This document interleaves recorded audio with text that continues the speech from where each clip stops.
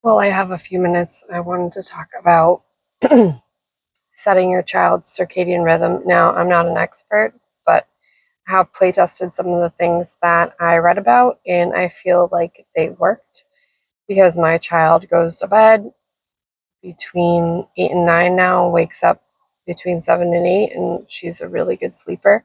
So I wanted to share some of the things that we did that I think helped us to set her day and night cycle. I had read somewhere, don't know if it's true or not, so take it with a grain of salt, that when babies are in the womb, that there's a lot of movement and that movement lulls them to sleep. And then at night, there's less movement, so they're awake in the night and more active. And of course, every baby is a little bit different. No baby is exactly the same. So, there could be room for lots of variations there. And I'm just speaking from my lived experience. So, right away when our daughter was born, we started to take her to the window and to open the curtains with her when it was daytime. And at first, there really is no difference for a baby between day and night, even with this habit of like opening the curtains in the morning and closing the curtains at night, because our baby ate every 2.5 hours, and there really was no day or night. It just felt like Groundhog Day over and over again for about the first 3 months. And I just have some notes written down to help me stay focused. So we'd open and close the windows together. We would turn on the lights in the day. We would lower the lights at night to a more like calming, like a moody light. And our baby was born in October, so we kind of it was darker, so we wanted to brighten it up during the day, and it was easily dark at night, but we lowered the lights, we closed the curtains, just showing her over and over again that it's night now or it's daytime. We did daytime noisy daylight naps, like we didn't darken the room for her during the daytime naps, and we didn't let it be quiet, so she would know the difference between day and night. The day is noisy and lit, and at night it's dark and quieter. Um, Sometimes we did use a sound machine. We do use more one now that she's closer to 1 years old. Um, and at night I could start to see a change, because during the day, her nap, she could easily be woken up, easily disturbed. And then after 7, was when I first started seeing like she knows the difference between day and night, because the sleep would be very different.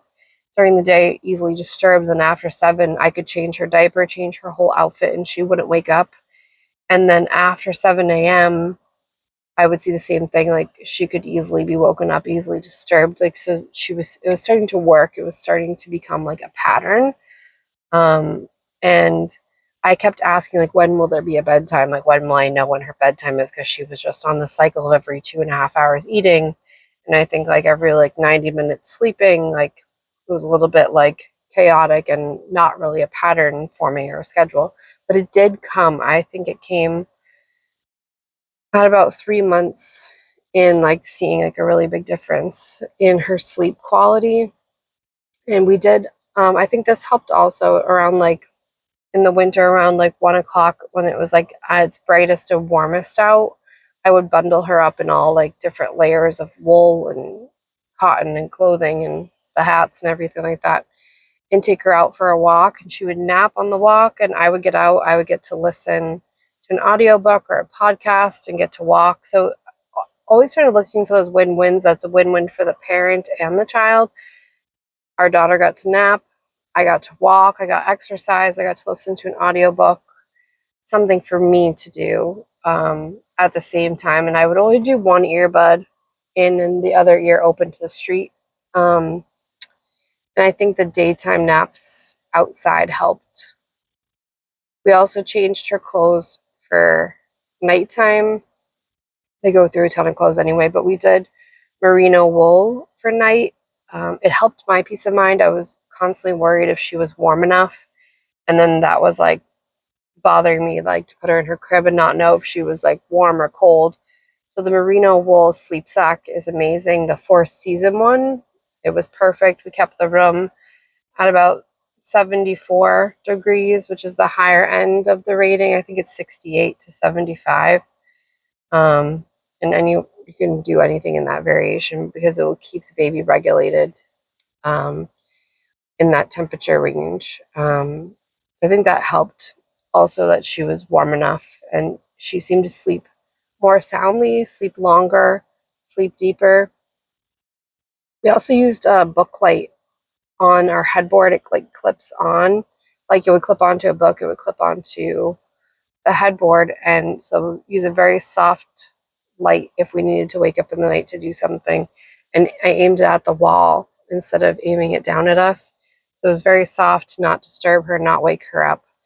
She was waking up in the night, still, 2.5 hours through the night when she was new. And now it's like 2 or 3 wake ups a night, but she just keeps sleeping through it. As long as I would catch her right as she started to stir, latch her to breastfeed, and she'd go right back to sleep. So she didn't sleep 12 hours solid. Like she would wake up, and they could wake up for many different reasons.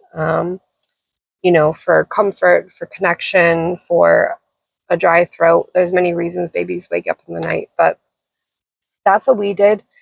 I'm just sharing from my experience, and I hope that can help you.